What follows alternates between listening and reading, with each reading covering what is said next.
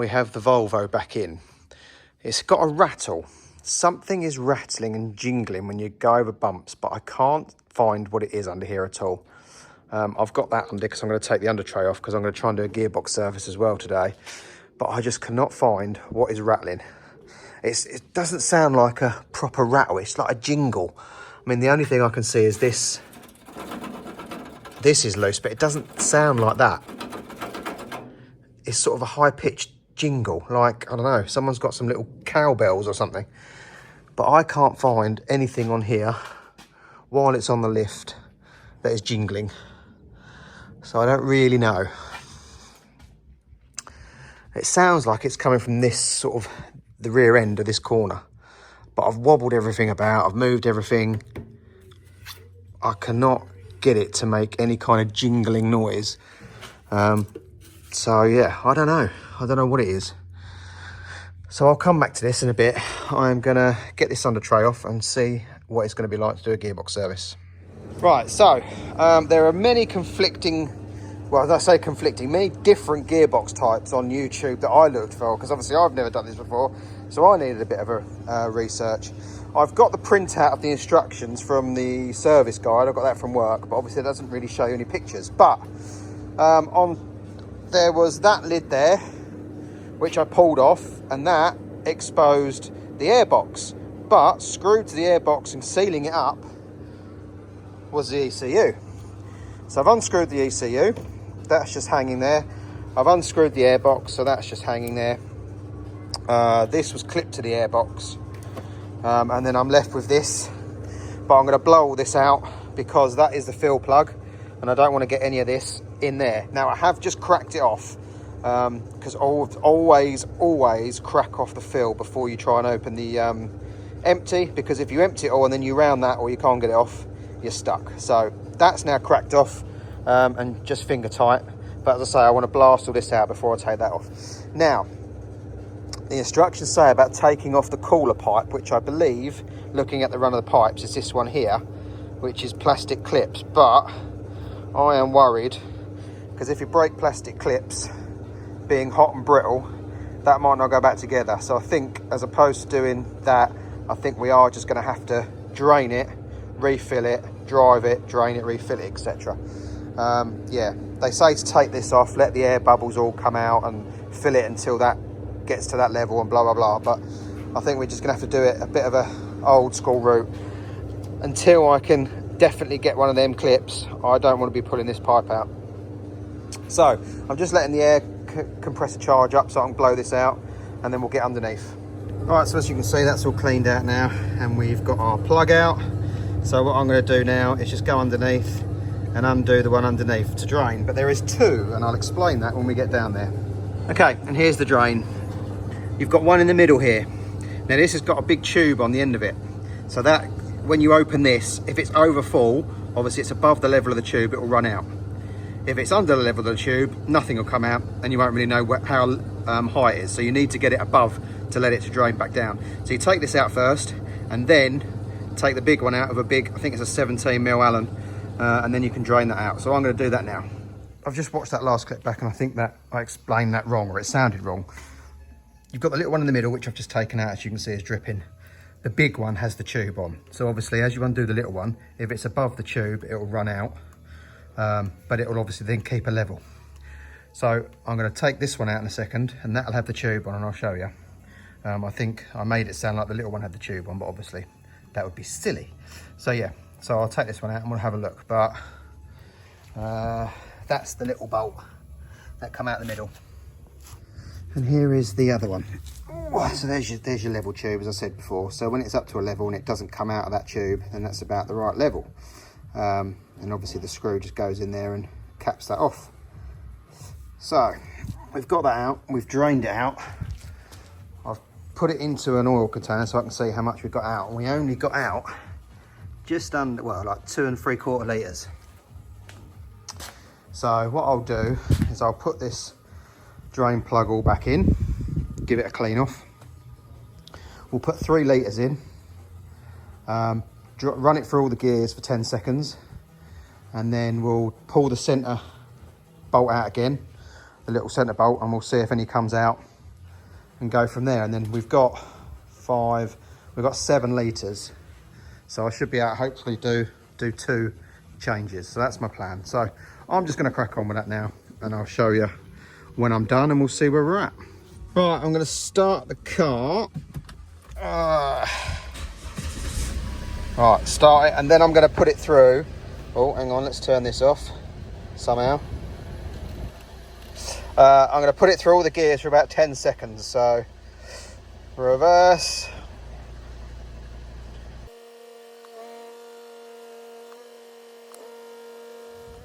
Right, excuse the music in the background, I can't be asked to turn it down, but you should hear me. I've now taken out the middle drain plug to get it down to its level, and it's done, well, 1.5 litres this time, so quite a bit. So let's take off the big nut and see how much extra comes out. Right, I've put all the fluid in that I've got left.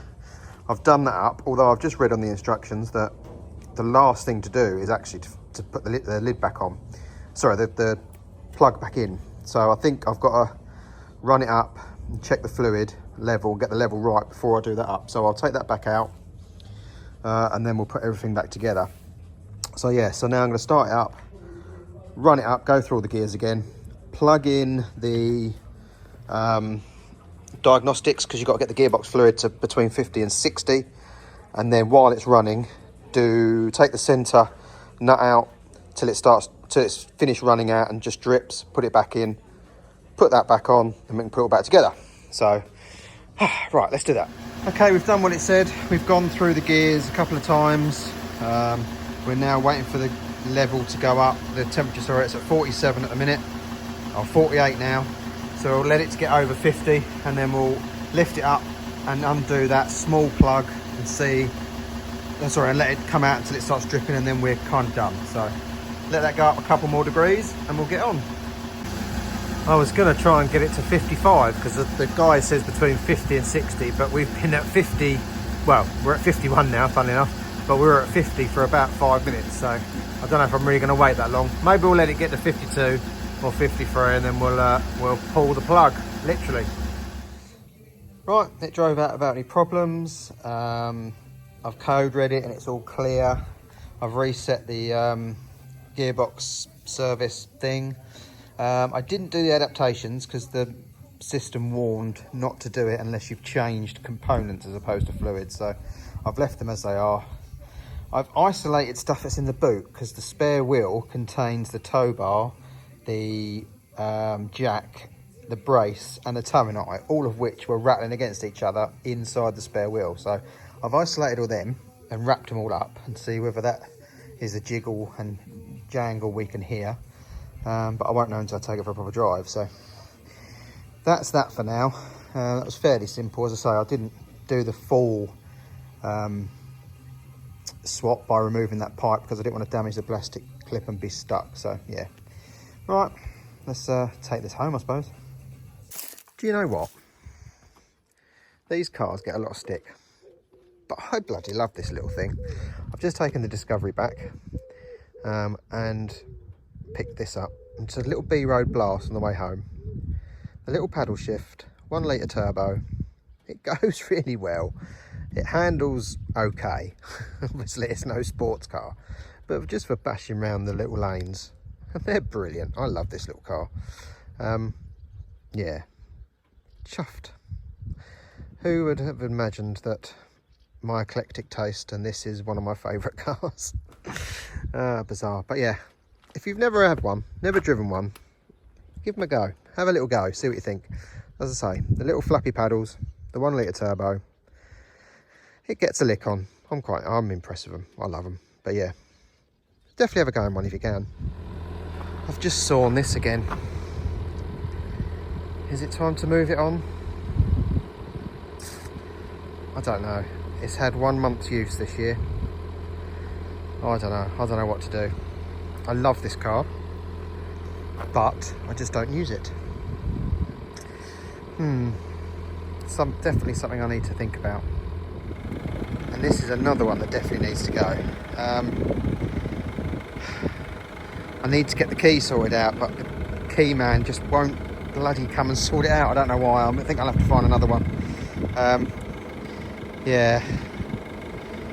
He repaired them last time, they worked for a while, and now they don't work at all. So really that needs to be fixed before it's sold. And then we get the occasional gearbox fault, which points to the turbo actuator, and you can get a cheap aftermarket one for not a lot of money, so I might just get one of those and see if that fixes that problem, and then yeah, get the keys sorted and that can go. Again, a really nice car. She's loved this car, but just prefer the Volvo. Just prefer the Volvo. So again, this has got to go back in the barn, and we'll get round to this when we can. And the last one for today, I've pulled the turbo in, ready for tomorrow morning. I'm going to give this another check over. I know it went for an MOT very recently, but I'm just going to get it up on the lift, check all the fluids, everything. And I might tax it this month and use it, because we've got the South End show coming up, or the South End meet. So I just thought maybe I'll get this out for a month and use it for a bit. And yeah, so it's not just sitting there. Again, you can see it's absolutely caked, so it'll need a wash, but we've got a bloody hose pipe down here, so, and I could really do with getting the jet wash on it, looking at the state of it. So yeah, but yeah, we'll come back in the morning and we'll go through this and check everything's all right. Got the turbo on the lift, had a look round, checked the oil's still absolutely clean, all the levels are correct and present. I've changed out, I've taken out the cheap aftermarket cap and put in the original. And as you can see, advised on the MOT, that is hanging. So I need to order a pair of them tomorrow and get that changed. Cable ties aren't the best, are they? But they're holding it, but hey ho. I obviously didn't have a clip at the time and just done that. It's been a long time since this car's been out and about. So yeah, we'll get it back on the floor, get it out, and then we need to, as I say, order some of these and get these changed, because that is ruined. But anyway.